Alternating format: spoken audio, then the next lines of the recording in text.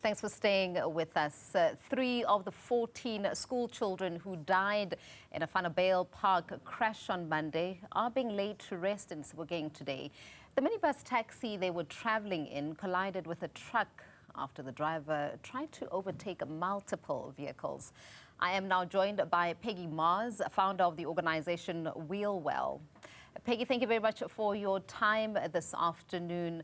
Look, I mean, you've dedicated pretty much your entire life to road safety. Peggie, what's your initial reaction to the 14 students' deaths and subsequently what has unfolded today with the funeral proceedings? I'm absolutely devastated by the news that parents should say goodbye to their children in the morning and a few hours later have to identify their mangled bodies.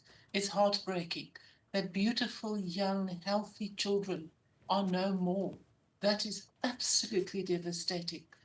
And it is the underlying issues, what caused this, that resulted in that crash, that is even more devastating.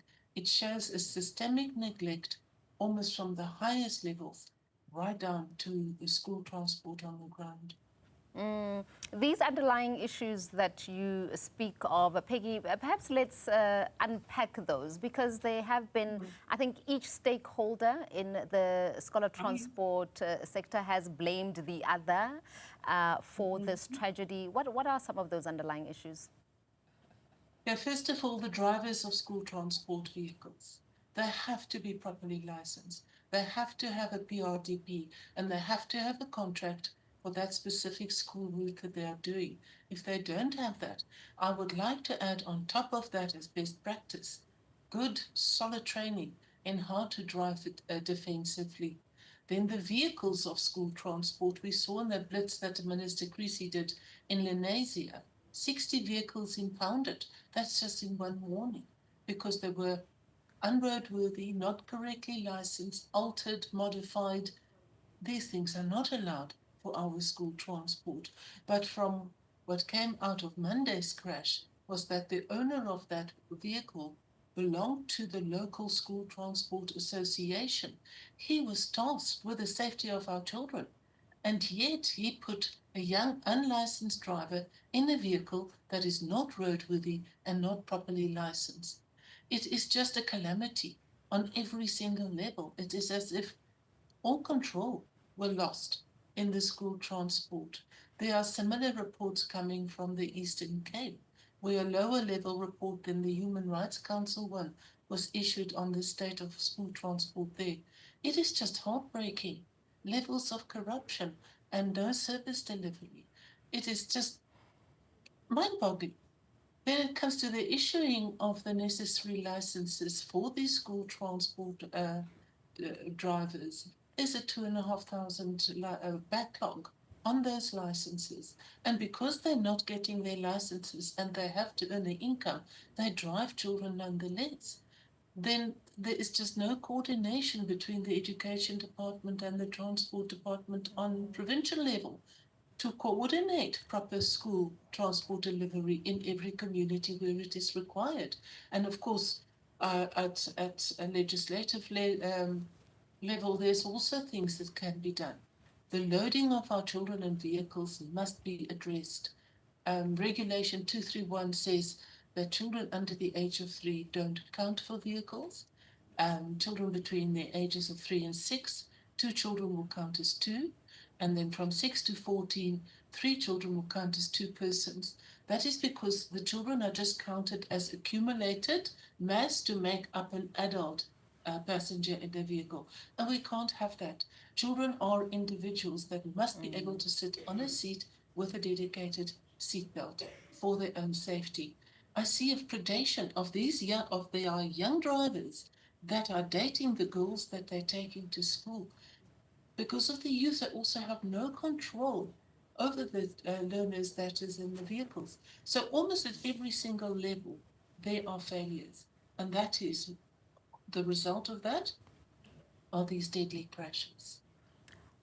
Peggy, you briefly explained this 231 rule. Now, if regulation 231 remains as it is it then even physically possible for a scholar transport driver rather to provide a seat belt for every child? Yeah, you see, that is the contradiction. Legally, they are not overloaded, but morally and best practice standards, they are. So that law needs to be changed with urgency. And we also need a national school transport policy who identify all the stakeholders in the entire chain and assigns rights and responsibilities to each one in those on the different levels, plus the consequences if they don't do as they are supposed to do. We don't have that. So it is almost a mismatch of who does what, where, and then that allows for nobody to take accountability if something like this happens, because they can just pass the buck to another person. We need these things done with urgency so that we have a proper framework and a foundation, that it is not just knee-jerk reactions. You know, all those minibus taxis were taken off the road in Lenasia on Thursday morning. On the day, there were buses to transport the children to and from school. On Friday, the operators refused to go out because of the backlog of these licenses, and the children sat without a way to get to school. Children have a constitutional right to education. Access to education is sacrosanct, and the government is obliged to give them a means to access the education. So here we are. Yeah, Peggy, I mean, if we have regulations such as the 231 rule and then drivers actually adhere to that, but in the event of an accident, we have, more children dying than what the capacity of the car is, that there seems to be a legal problem there and a systematic problem. How do we resolve this? Regulation 231 of the National Road Traffic Act has to be changed with urgency, but especially in school transport, because our children have no choice but to go to school. You know, going to the mall is a choice. Going for ice cream is a choice. School, not so much. So that has to be done. And the government has been sitting on a national school transport policy since 2015. Where's the progress? You know, now all of a sudden, drivers are being arrested. Who's looking at the owners of the vehicles, at the operator associations that are supposed to be oversight bodies? I want them to be looked into as well. You know, it cannot just all be piling on the drivers. It is a shared responsibility by all the stakeholders in school transport to make sure that our children get to school safely. So all of those needs to be looked at. Peggy, the Department of Transport often cites underfunding as a barrier. Is then is a lack of safety a money problem?